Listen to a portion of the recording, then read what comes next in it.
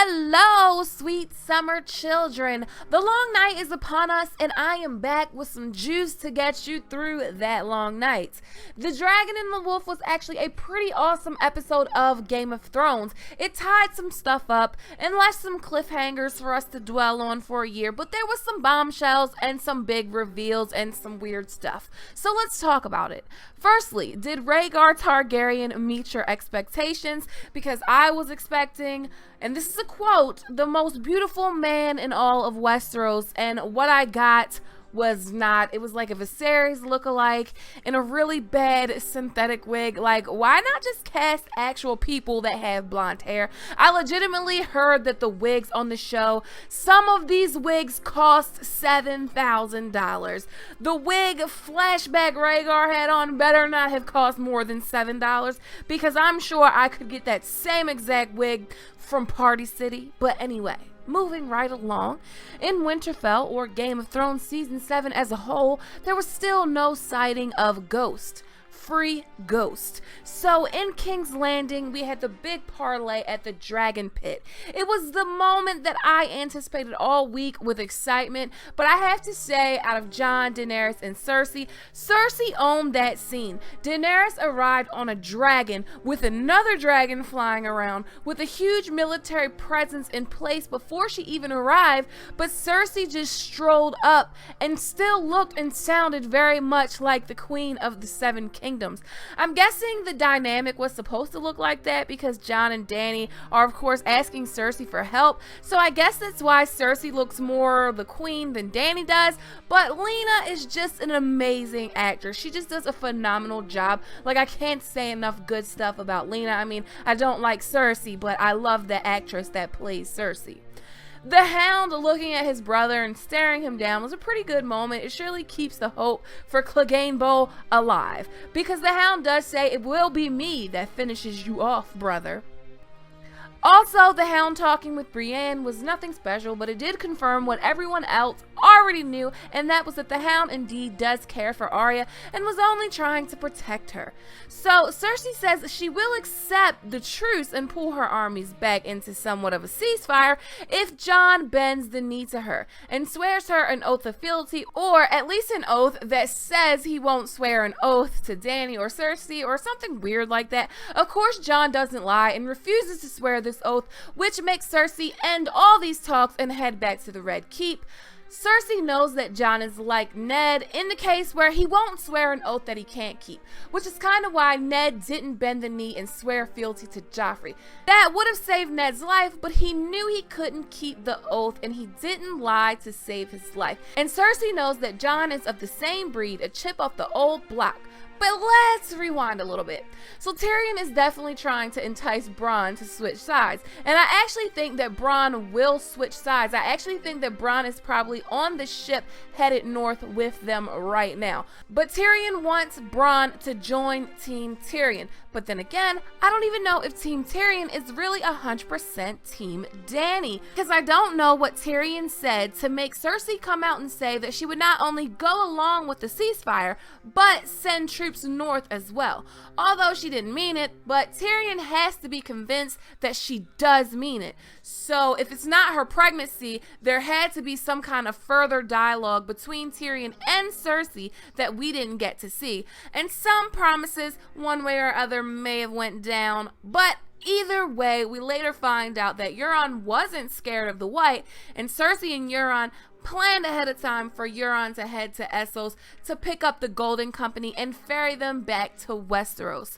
The Golden Company, their horses, and their elephants, and the mention of the Golden Company and elephants is really reminiscent of young Griff and Fagon. Don't tell me there's not enough time. We're going to get like 2 seasons packed inside of 1 season next season. Cersei has the opportunity to have Tyrion killed by the Mountain, and she doesn't, which is weird because she hates him. But maybe she wants to keep Tyrion alive so he can keep giving Daenerys bad advice. I mean, it's logical.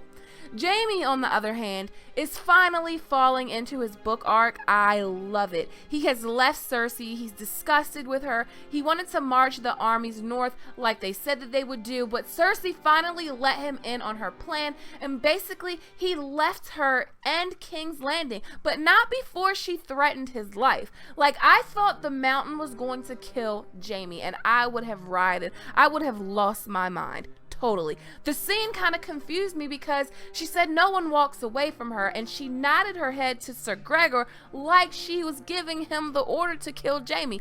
But he didn't kill Jaime, thank the gods. And Jaime left dressed as a sellsword, and winter has come to King's Landing. It's snowing in King's Landing, and those shots of the Red Keep and the snow falling in the Dragon Pit, those shots were just amazing. It was like the calm before the storm. Before we talk about what happened in Winterfell and on the boat to White Harbor, I know you guys want to talk about that. I want to talk about what happens at the Wall.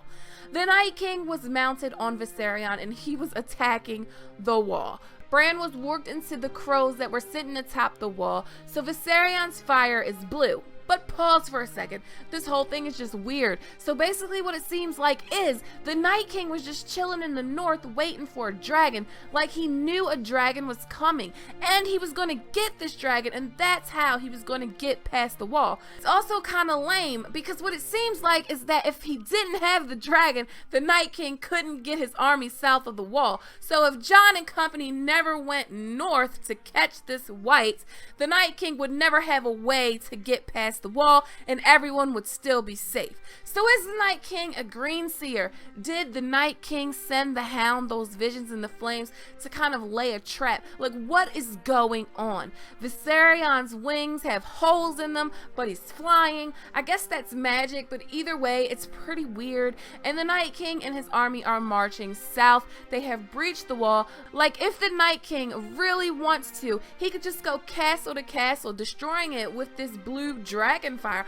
I literally need to process all this because right now it's just madness, knowing that the Night King is in fact south of the wall. The Night King is south of the wall. In case you didn't hear me, the Night King is south of the wall.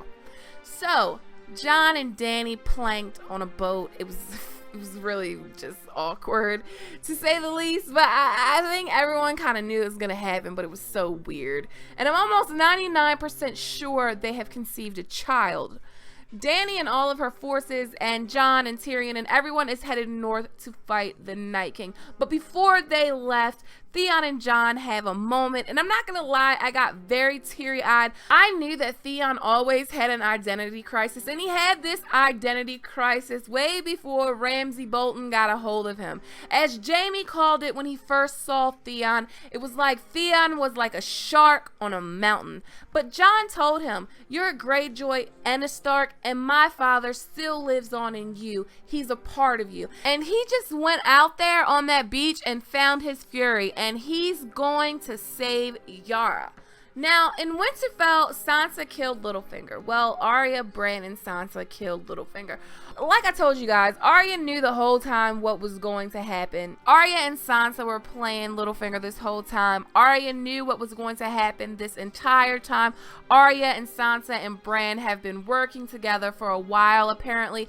But Sansa uncovered all of Littlefinger's plots and exposed Littlefinger for what he is. And I must say, Sansa made me like her in episode 7. She said, "I learned slowly, but I learned." And I don't know, I just love that. I expected Littlefinger to go out a bit differently though. I didn't expect him to look so pitiful. He really looked like a sad individual. Like, he looked so pitiful.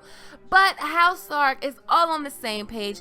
They are the wolf pack that will be sticking together through the winter. I'm wondering though, like, how will Jon and Dany's relationship affect this dynamic? How will Jon's true parentage reveal affect this dynamic? So we have Bran and Sam discovering that indeed Robert's rebellion was built on a lie, but whose lie? Like, who started it? Who started the lie? Well, I have a video coming soon on that. Now, Rhaegar and Lyanna were married, sort of like Robin to Lisa were. So Jon is a Targaryen. His real name is Aegon. That's weird. And he is heir to the Iron Throne. So that's basically my breakdown of this episode. There wasn't really much to say because everything is just like presented itself for what it was for once in Game of Thrones. But as always, thanks for watching this video. Please give this video a thumbs up if you like it. Please click that subscribe button and hit that notification bell and join the Sweet Summer family. Okay, my sweet summer children, have a good day.